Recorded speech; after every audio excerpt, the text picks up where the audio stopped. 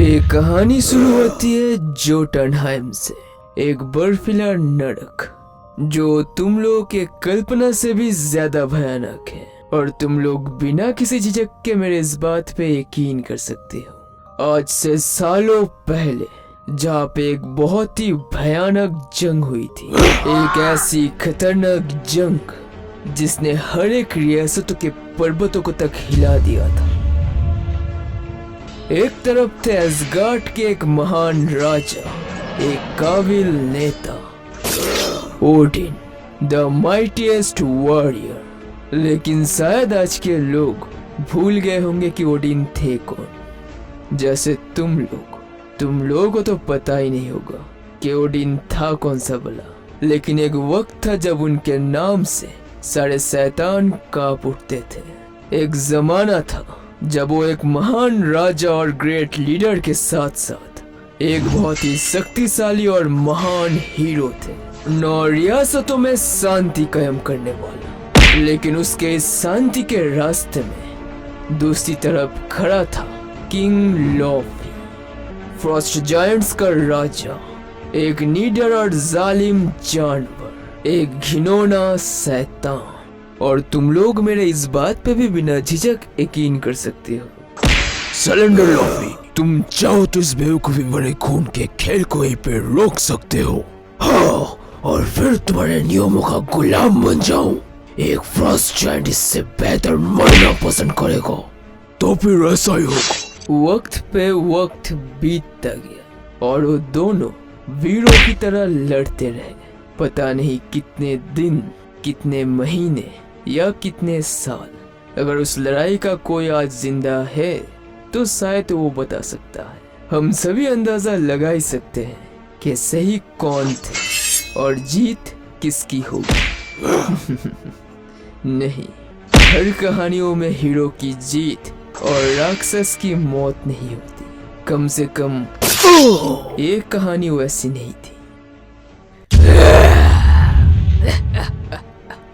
Thor, पीछे रहो मेरे बच्चे। मैं तुम्हें अपने बच्चे को मारने नहीं दूंगी। ओह फ्रेया, तुम गलत समझ रही हो। मैं तुम्हारे बेटे को नहीं मारने वाला, और ना ही तुम्हें क्या लगा मैं ओडिन की बेटी और पत्नी को मार दूंगा और फिर तुम तीनों मिलके वैलहल्ला में शांति से रहोगे। नहीं, मैं इतनी आसानी से ओडिन की आत्मा को शांति नहीं दूंगा। ओडिन को मौत के बाद भी तड़पना होगा। मैं उसे तड़पाऊंगा उनके जरिए जिनसे वो सबसे ज्यादा प्यार करता है। ले जाओ इस खूबसूरत महारानी को और मार दो सभी को। हम तुम्हें हमारे माँ को नहीं ले जाने देंगे। ये वादा है थॉर का। छोड़ो मुझे, मैं मार दूंगा तुम्हें। ओह लिटिल गॉडलिंग, छोड़ो मुझे शैतान। कैसे छोड़ दूं तुम्हें? तुम ही तो मेरे सबसे बड़े प्यादे बनोगे। ओडिन के बेटे को मैं अपने बेटे के रूप में बड़ा करूंगा। अब से तुम मेरे बेटे हो। सिर्फ ओडिन को मारना ही उसके लिए काफी नहीं था। उसकी चाहत कुछ और थी। उसे थॉर को अपने बेटे के रूप में बड़ा करना था। और कह सकते हो कि अब यहाँ से शुरू होती है असली कहानी।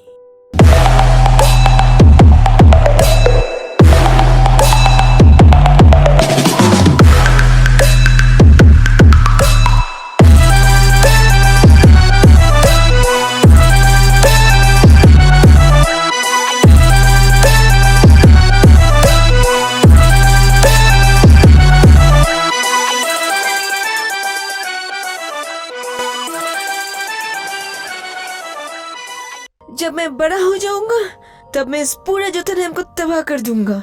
मैं मार दूंगा सभी को। वैसे मैं तुमको रोकूंगा नहीं, क्योंकि ये जगह है ही बहुत भयानक। हा? तुम कौन हो?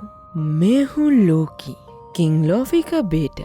हाँ, ये बात अलग है कि वो मुझे पसंद नहीं करते, और हैरानी की बात तो ये है कि मुझे इससे कोई शिकायत भी नहीं। क्या तुम्हारी बातें बहुत मजाकिया हैं? और तुम तो किसी फ्रॉस्ट जन की तरह लगते भी नहीं। अब कह दिया ना आपने मेरी पापा की जैसी बात। तुम्हें ठंड लग रही होगी, मेरे इस फर को रखो। वैसे मैंने सुना है कि तुम जोटनहैम के भविष्य के प्रिंस बनने वाले हो, इसलिए किसी को तुम्हें ऐसे कांपते हुए नहीं देखना चाहिए। हे, तुम मेरे साथ इतने अच्छे से बिहेव क्यों कर रहे हो?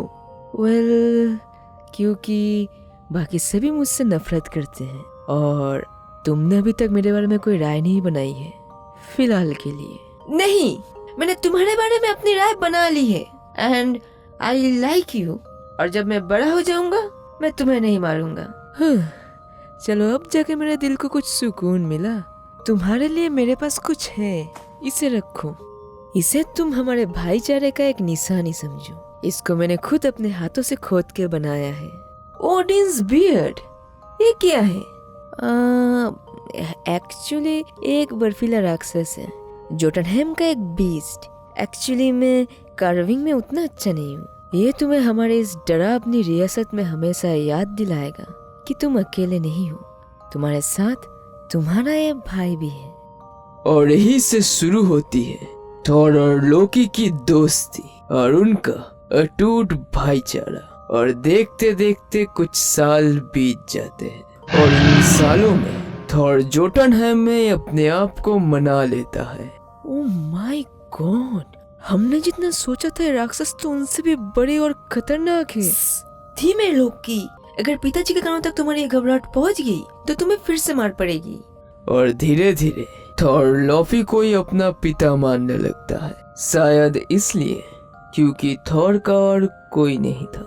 सिपाही हो, एक फ्रॉस्ट जायंट को कत्ल करना और अपने लोगों की हिफाजत करना आनी चाहिए। और ये एक फ्रॉस्ट जायंट की सबसे जरूरी सीख होती है। और आज की इस सबक में शायद तुम में से कुछ लोग जरूर मरेंगे, लेकिन इसमें डरने की कोई बात नहीं है, क्योंकि एक दर्दनाक मौत उन्हीं को मिलेगी जो जीने के लायक नहीं होंगे। पापा इन लोगों को मोटिवेट कर रहे हैं या डरा रहे हैं? वैसे वो इंस्पायर करने के मामले में कुछ खास अच्छे नहीं है। हमला! और तभी लोकी को एक आइडिया इस आता है राक्षस को हराने के लिए मेरे पास एक अच्छा आइडिया और है वो पिताजी। भाग के अपने इल्यूजन्स का इस्तेमाल करके उस बर्फीले मॉन्स्टर की ध्यान भटकाने की कोशिश करता है। लेकिन तभी उसके पिता लॉफी चीख उठते हैं। लोकी, बेवकूफ कहीं को तुम्हें सूंघ सकता है। पापा, उसने मेरे छल्ले को तोड़ दिया, बचाइए मुझे। तुम गंदे राक्षस, मेरे भाई को नुकसान पहुंचाने के पहले मैं तुम्हें नरक में पहुंचा दूंगा। और तभी छोटा थॉर उस फ्रॉस्ट बीस्ट के मुंह पे अपना भाला फंसा के स्लाइड करके उस मॉन्स्टर के पेट में चला जाता है और झटाक से बिजली कड़क के उस मॉन्स्टर के ऊपर आ गिरता है और उस राक्षस का पेट चीर के निकलता है थॉर। मैं हूँ Thor, the God of winter. I am the predator. भाई, तुमने देखा मैंने क्या किया? तुम्हें उसे मरने देना चाहिए था थोर। लोकी की नाकाम चाल और इसकी बेकार जादूगरी उसके लोगों को शर्मिंदा करती है और खास करके उसके राजा को मुझे शर्मिंदा करती है। लोकी अपने मौत का हकदार था, लेकिन तुम थोर, तुमने अपने राजा को गर्व से भर दिया है और मुझे पूरा यकीन है कि तुम एक दिन हमारे सम्मानीय आइस क्रैशर के हकदार बनोगे और बनोगे हमारे अगले राजा। वो, ये तो बहुत खूबसूरत है। लेकिन राजा लॉफी, ये तो हम में से एक नहीं। जुबान को लगाम दो क्रीम। याद रखना, एक दिन तुम्हें भी इसके सामने अपने सिर झुकाने होंगे। लोकी, तुमने सुना पापा? लोकी कहाँ गया? अगर किंग लॉफी के ठंडे दिल में जगह थी सिर्फ और सिर्फ थॉर की, तो लोकी की जगह कहाँ थी? एक जगह थी और वो थी डंजियन की काल कोठरी। अपने पिता और भाई से दूर एक सुनसान और खाली कैद खाना। मेरे जादू ने काम किया था मेरे जादू ने, लेकिन अब वो क्या हुआ मेरे बेटे? हाँ? कौन? मुझे तो लगा था कि ये सारे कोठरियाँ खाली है। कौन है वहाँ? बस एक अकेली बूढ़ी औरत। जो शायद तुम्हारी बातें सुनना पसंद करेगी।